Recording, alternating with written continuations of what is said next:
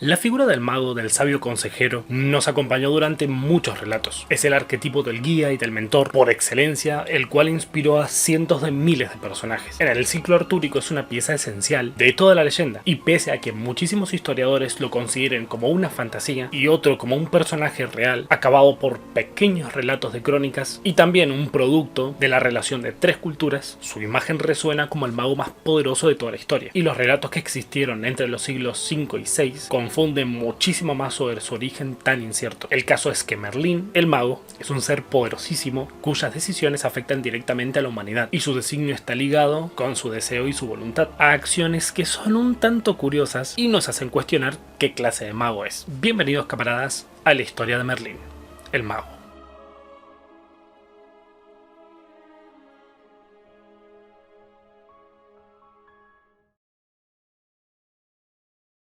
Pues verán, hay algo que se repite en personajes como Merlín, Dumbledore y Gandalf. En pocas palabras, podríamos decir que toman una pequeña víctima y hacen y deshacen al parecer a su capricho el futuro de este ser inocentes, con muchos rasgos en común. Y no los dirigen hacia una aventura o un futuro próspero, sino a algo que es incierto, con la responsabilidad de un reino, del mundo, y dicha responsabilidad es titánica. La inocencia y el desconocimiento de estas víctimas los aleja de obrar mal, puesto que sus intenciones son más que buenas y solo desean el bien. Pero este tipo de arquetipo de personaje nunca están solos, son guiados por una causa, la esperanza de salvar a todos o sencillamente por una misión que tienen que cumplir. Y todo esto es muy complejo para la víctima, y hace que nos cuestionemos si el mentor es tan poderoso, ¿por qué no puede tomar ese deber? Si claramente tiene la capacidad. La respuesta es muy sencilla. Tienen un poder tan vasto que si llegasen a corromperse causarían un mal sin remedio. Simplemente es eso, pero no pueden explicarlo, las tramas se alejan de eso. Sus acciones parecen un poco mesuradas, que hacen parecer que son más desconsiderados que otra cosa. Y ojo, cabe destacar que en muchas historias hubo corrupción y ceguedad en la búsqueda del poder, por lo que no es un recurso literario estrictamente rígido. Y por ejemplo, esto mismo se lo explica Gandalf a Frodo en el principio de su aventura, justo cuando comienza.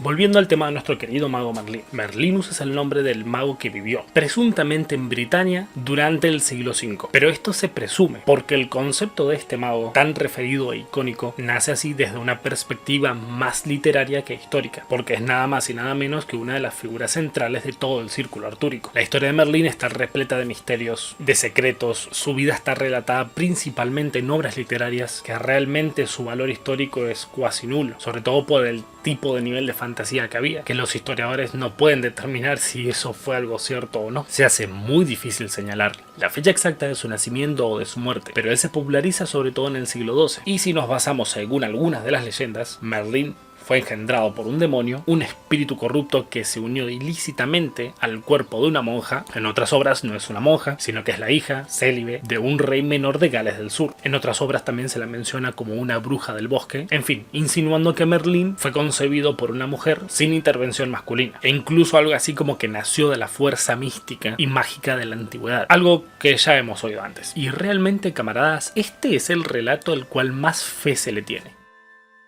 Un fragmento un tanto rebuscado de nuestra historia cuenta un pasaje que Merlín era llamado Merdin Emrys, en galés, considerado como la misma persona o figura, y dice que él fue un hijo bastardo de uno de los reyes de Britania, Aurelius Ambrosius, hermano mayor de Júlivan. Pero en dicho compendio de relatos se cuenta que también fue su consejero, lo que contradice la obra del posible cronista, o en su defecto de una muy mala traducción. Merlín proviene de dos fuentes históricas fundamentales, la tradición de Lailoken y la historia de Ambrosio el Niño. Lailoken era un bardo y un poeta de Strathclyde, un importante consejero del rey bretón Gwendolau. Cuando este señor fue derrotado y vencido en la batalla, Lailoken se volvió loco y abandonó la civilización. Cerca del año 574, huyó a los bosques de Celindon, donde pasó 3 días sollozando. El dolor que lo consumía era gigantesco, comía plantas silvestres y sus raíces, gustaba de los frutos de los arbustos, y así se convirtió en un iniciado de los bosques, generando una conexión con la naturaleza. La leyenda de Lailoken se trasladó a Gales. El personaje tomó el nombre de Merydin con la misma característica de un sabio del bosque con un vasto conocimiento y poder. Pero por otra parte, la otra fuente lo constituye Ambrosio el Niño, quien profetizó en la fortaleza de Dimas, Emrys, la victoria del dragón blanco, que eran los sajones, sobre el dragón rojo, que era Pendragón. Aclaramos, camaradas, que el Ambrosio histórico no tuvo relación con el rey Arturo, y que fue en realidad Geoffrey de Monmouth quien le atribuyó este rol en sus escritos de crónicas, el autor del siglo XII de los Prophetiae Merlini, Historia Regum Britanniae. Continuando con la fuente. Según la leyenda, Vortigern huye a Gales para poder salvarse de los anglosajones, y se instala en un castro para protegerse. Día a día sus hombres trabajan para levantar algunas torres fortificadas, pero todas las mañanas se regresan a la obra y encuentran la mampostería colapsada en un montón de rocas apiladas. Esto ocurre durante varias semanas, hasta que le sugirieron que pida un consejo, pero que debía pedir consejo a un niño que no había sido concebido por un hombre mortal. El rey enseguida mandó exploradores por el país para encontrar a un muchacho así. Cuando al fin lo encontraron, se llamaba Merydin Emrys. Siguiendo la guía de sus consejos, el rey iba a matar al niño para apaciguar a los poderes sobrenaturales que no le dejaban construir la fortaleza aquí.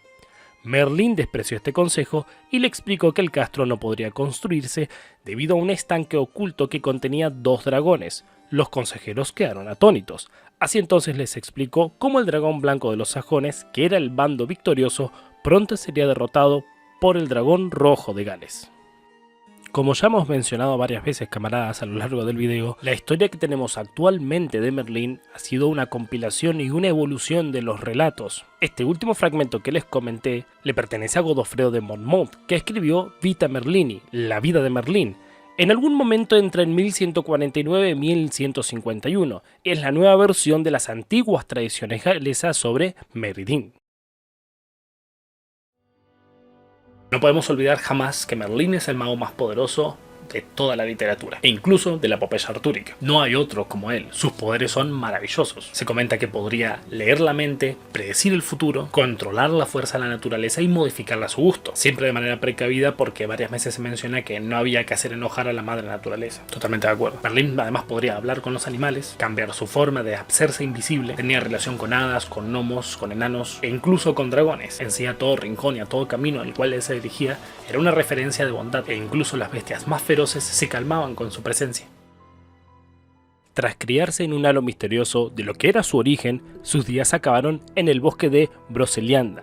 Esta unión era una representación de un descanso eterno unido a las fuerzas naturales en armonía. Otros autores mencionan que fue recluido en una cueva o a una jaula de cristal, aguardando a que alguien lo libere o lo despierte para poder ayudar a su rey.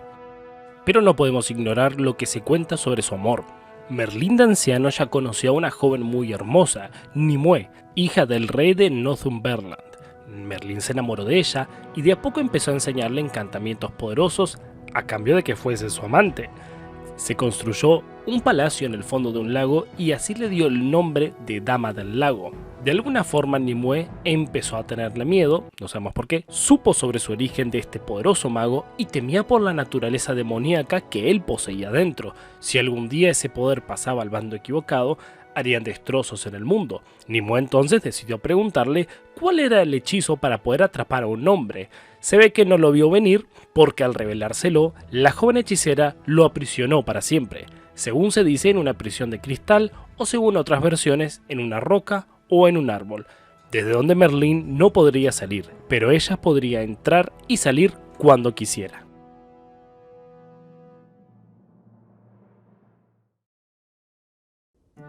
Apenas nació Arthur comenzó la relación entre Merlín y el futuro rey. Uther Pendragon, el gran rey de Britania, se enamoró de Lady Grey. Ella acude de visita acompañando a su esposo, Gorlois, el duque de Tintagel, al castillo de Uther.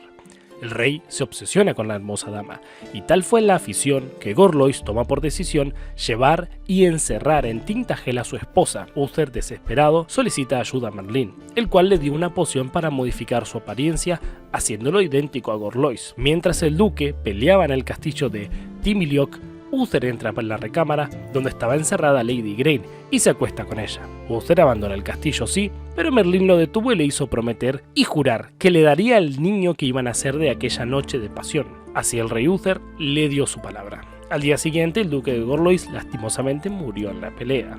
Uther e Igraine podrían así casarse.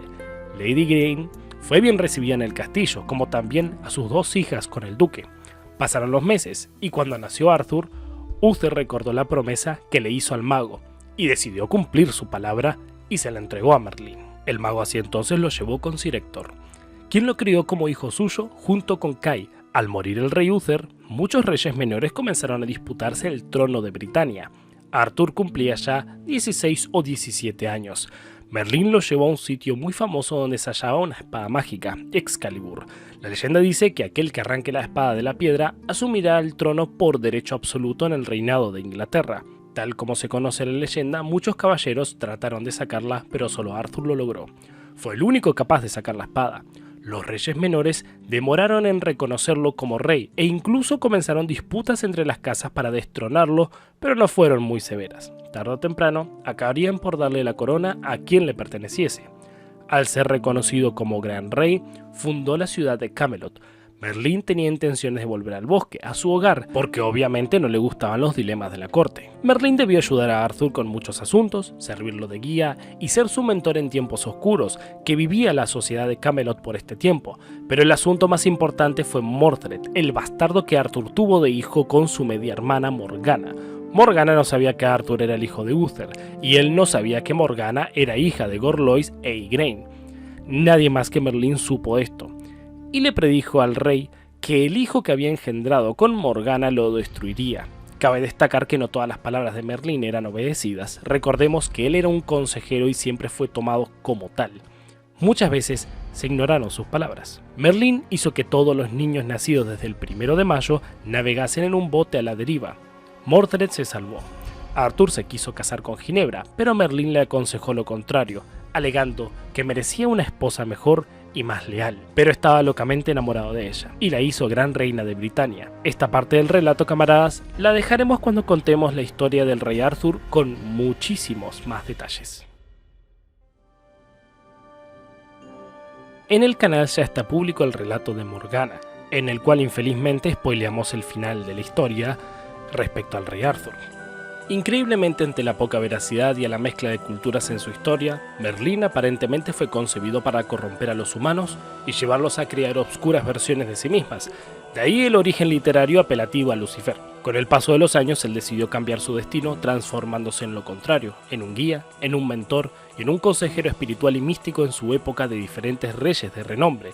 Entre ellos están Vortigern, el usurpador, como no, Aurelius Ambrosius, Uther Pendragon y por supuesto Sir Arthur de Camelot. Pero así es, camaradas, la obra en comparación a otras definitivamente se contradice muchísimo, nublando muchísimo más la historia de uno de los magos más poderosos de toda la literatura y de la historia.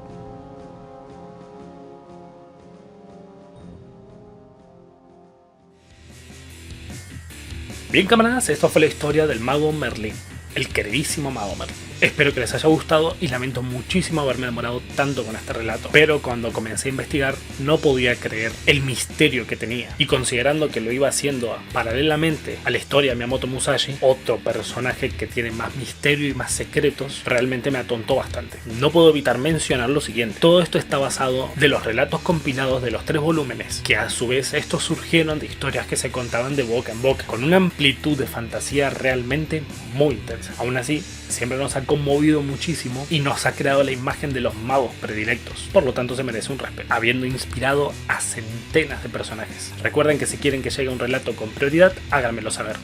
Realmente seré breve la próxima. Recuerden dejarlos en los comentarios o en el apartado de comunidad. Mientras tanto me despido y les estaré esperando en el próximo video para contarles una gran historia.